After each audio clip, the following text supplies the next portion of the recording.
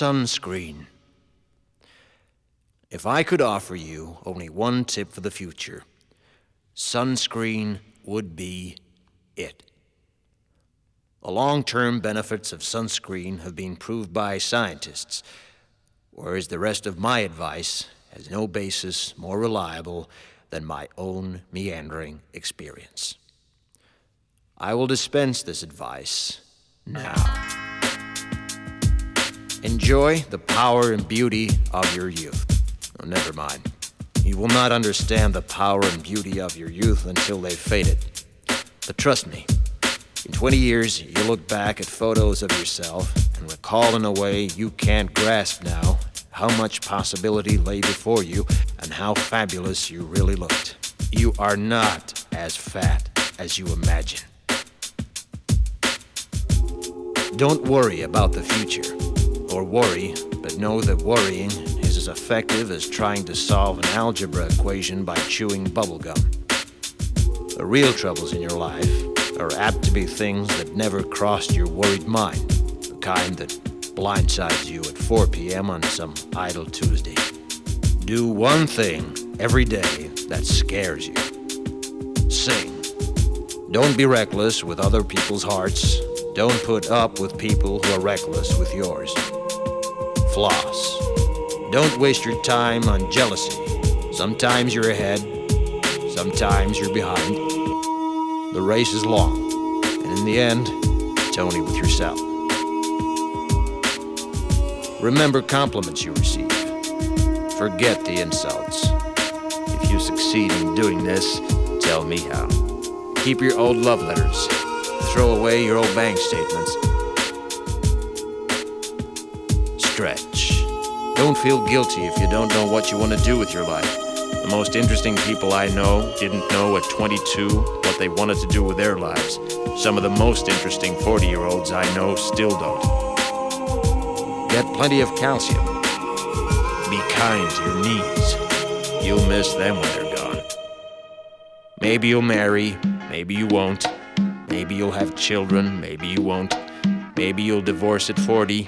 Maybe you'll dance the funky chicken on your 75th wedding anniversary. Whatever you do, don't congratulate yourself too much, or berate yourself either. Your choices are half chance. So are everybody else's. Enjoy your body. Use it every way you can. Don't be afraid of it, or what other people think of it. It's the greatest instrument you'll ever own. Dance. Even if you have nowhere to do it but in your own living room. Read the directions, even if you don't follow them. Do not read beauty magazines. They will only make you feel ugly. Brother and sister, together we'll make it through. Someday our spirit will take you and guide you there. I know you've been hurting, but I've been waiting to be there for you. And I'll be there just helping you out whenever I can.